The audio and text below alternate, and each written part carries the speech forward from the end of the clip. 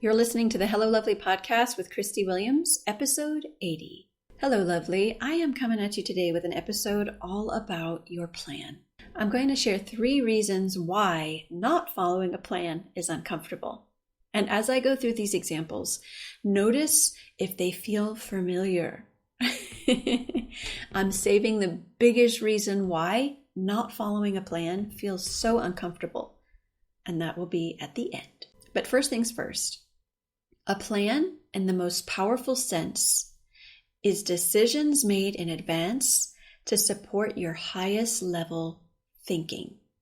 When you plan in advance, you take out the need to make so many in-the-moment decisions, which at times can be a challenge. When you have to make a lot of decisions in one moment of time, it takes a lot of energy and effort. So for example, if you're waiting to decide whether or not to get up at 7 a.m., as one example, based on how you feel, most likely you're not going to want to get up at 7 when it's 7. So when you make the decision in advance to get up at 7 because it's aligned with what you're working on, you own that decision in advance and you get up even if you're sleepy. And in the Lovely program, we build skills including self-motivation and endurance that can help in those moments. But for today's topic's sake, let's stick with the plan itself, having a plan. Okay, so here's the rundown.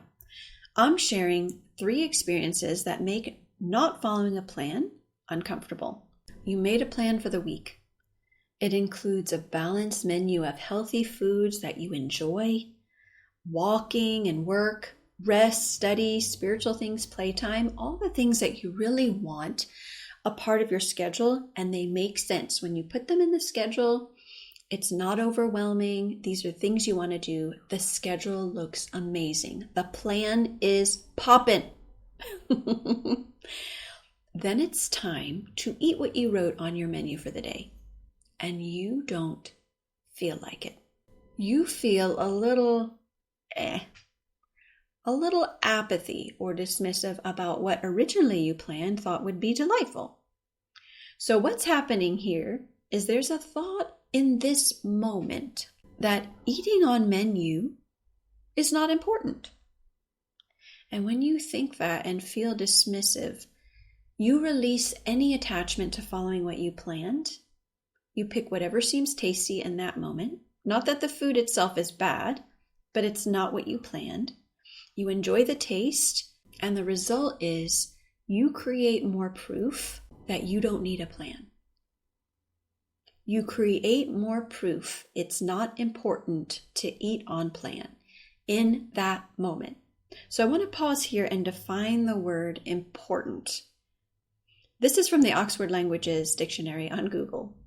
And how it defines important is fascinating.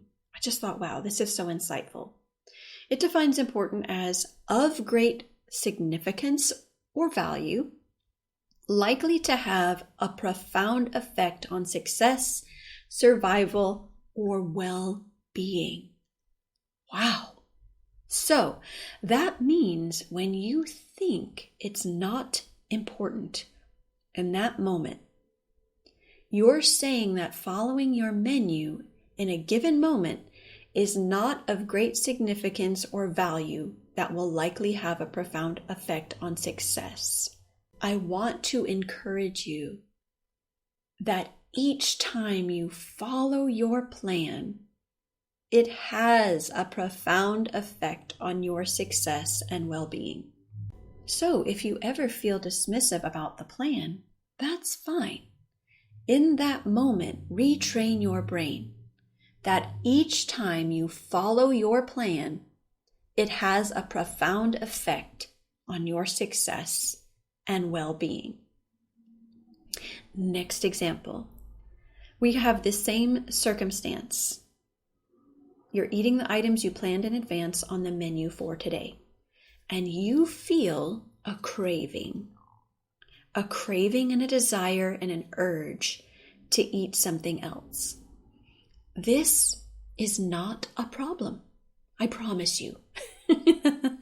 For years, this just always felt like a problem. And sometimes still, it still feels like a problem in that moment. But I want to assure you that it is not a problem in itself that you feel a craving for something else. But in the moment, it feels like a big problem. And you're thinking, I'm struggling with this. When you think you're struggling with this, like eating on plan or having a craving, you feel dejected or deprived. And when you feel dejected or deprived, you may put yourself down, not factor in that it is a challenge sometimes and that it is okay to have cravings and that you can still eat on plan. And you may see the struggle as a weakness on your part instead of a part of the process of growth. And the result is you make having cravings or eating something off plan mean you're weak. So let's pause. If you're wondering how I know this, it's because I've had these same thoughts and experiences. And feeling a craving and struggle does not equal weakness. It's a sign you are on the right track. And when you feel dejected, remind yourself that's okay. And you can eat on plan anyway. You are retraining your brain that cravings are not a problem. And you can do this. So when you feel a craving or an urge to eat or do something off plan, congratulations! You are a human. And in the Lovely program, you learn how to process cravings, build endurance, and honor your plan, those beautiful high-level quality decisions in advance. You honor your plan even in those moments. So we're on to the last reason. Reason 3.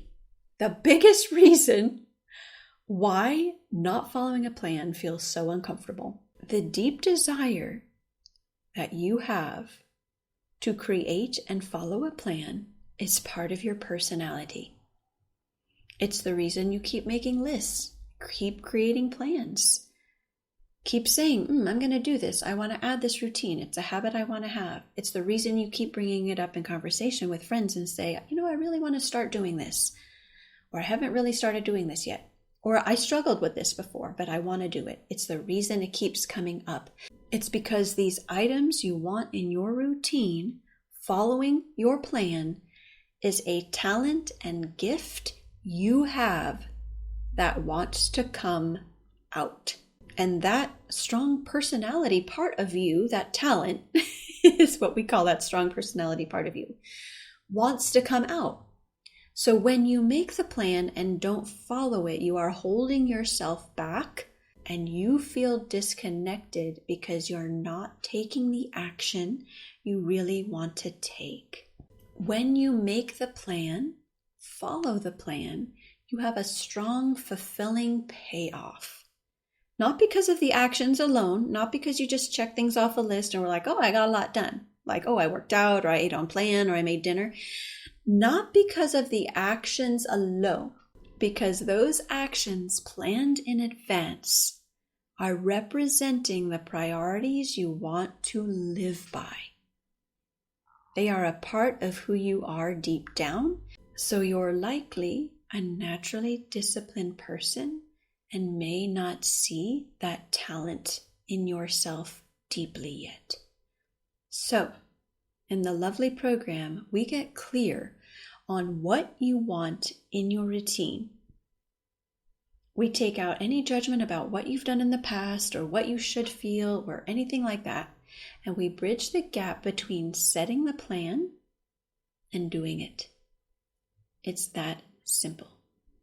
So if this is resonating with you and you want to have an energizing routine that's simple to follow, go to MissChristieWilliams.com and schedule a program consultation. The details for your next steps are listed there, so here's the website. You ready? It's MissChristieWilliams.com. Have the most beautiful week, Lovely. I want to assure you, if you've experienced anything familiar to what I described today, you are not broken. It makes perfect sense. You are not behind, and you can do this. Have the best week, Lovely, and I'll see you next time.